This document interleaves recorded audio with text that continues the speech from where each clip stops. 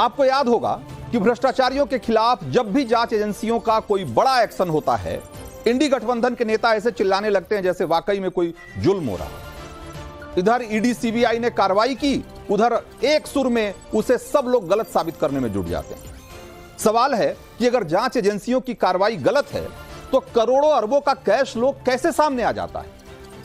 कभी कांग्रेस के मंत्री के ठिकाने से तो कभी कांग्रेसी सांसद के ठिकाने से, कभी ममता के मंत्री के ठिकाने से तो कभी किसी और पार्टी के नेता के ठिकाने से। भाई एक बात तो समझ में आ जाती है सबको ना, कि करप्शन का जो गोदाम है वो जब बेपर्दा हो जाता है तो हर बार इंडी गठबंधन के नेता एक सुर में बोलने लग जाते हैं कि ये विपक्ष को टारगेट किया जा रहा है।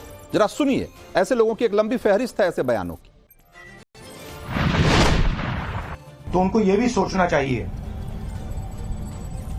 ये जो सब कर रहे हैं, कि किसी ना किसी दिन बीजेपी की सरकार बदलेगी और फिर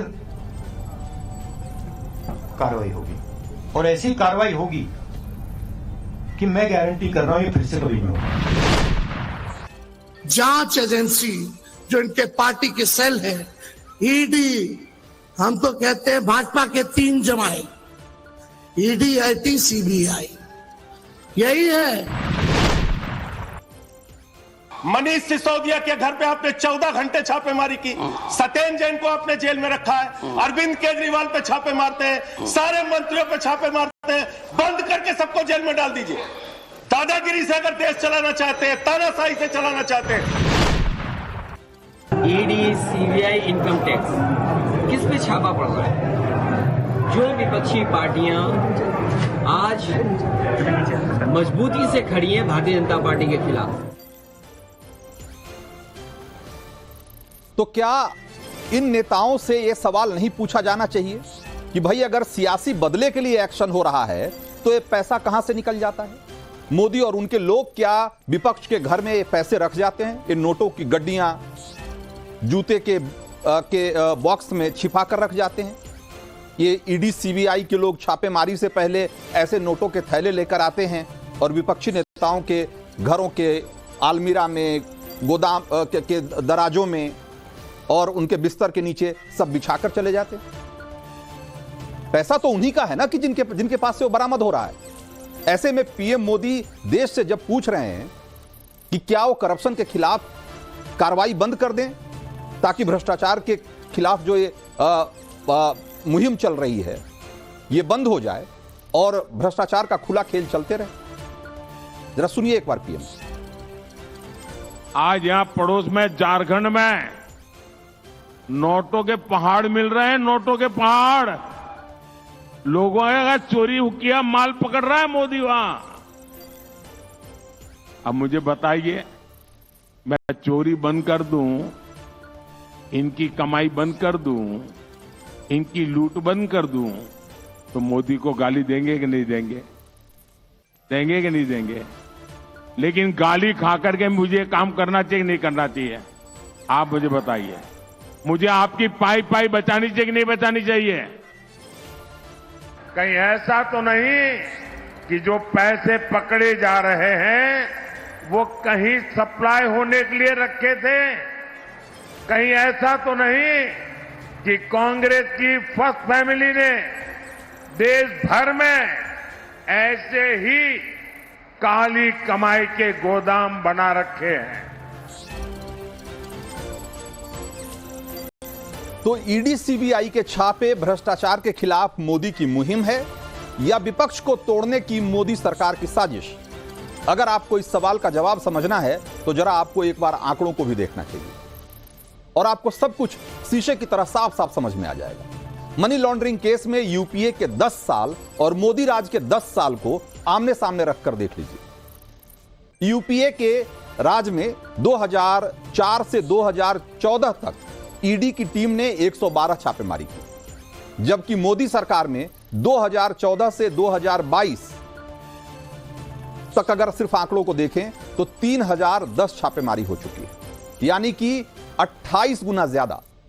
यूपीए के मुकाबले ईडी की रेड करीब 28 गुना ज्यादा पड़ी। पीएम मोदी ने जांच एजेंसियों को भ्रष्टाचार पर कड़ी और बड़ी चोट करने के लिए खुली छूट दे रखी।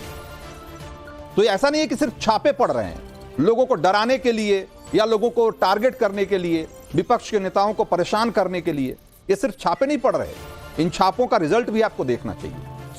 मनमोहन सरकार में 2004 से 2014 तक यानी 10 साल में ईडी ने 5,346 करोड़ रुपए की संपत्ति जब्त की।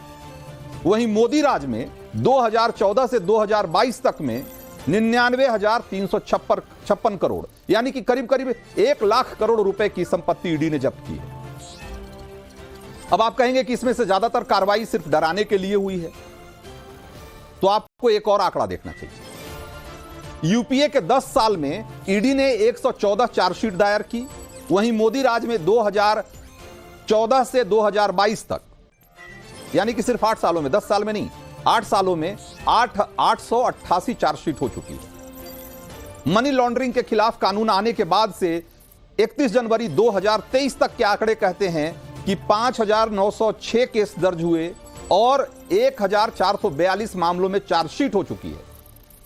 यानी मनी लॉन्ड्रिंग के 25 के, और इसमें से जो 1,000 से ज्यादा मामले जो दर्ज हुए हैं उसमें से 25 केस में ट्रायल पूरा हो चुका है और उनमें से 25 जिनमें से ट्रायल हुआ है उनमें से 24 मामलों में आरोपी दोषी ठहराए जा चुके हैं।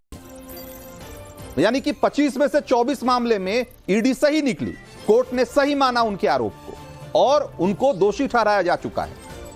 अगर इस तरीके से देखिएगा आप तो मनी लॉन्ड्रिंग के मामलों में अगर कन्विक्शन रेट देखेंगे तो 96% से ज्यादा है, जो कि बहुत अच्छा माना जाएगा। उसके बावजूद भी लोग कहेंगे कि ये तो बदले की कार्रवाई है। इसके बावजूद ईडी सीबीआई टीम जैसे ही एक्टिव होती है पूरा विपक्ष एक साथ रुदाली करने में जुट जाता है। मोदी ने टारगेट किया, मोदी विपक्ष खत्म कर देंगे, मोदी जांच एजेंसियों का दुरुपयोग कर रहे हैं। सवाल है कि इतने सारे आंकड़े क्या झूठ बोल रहे हैं?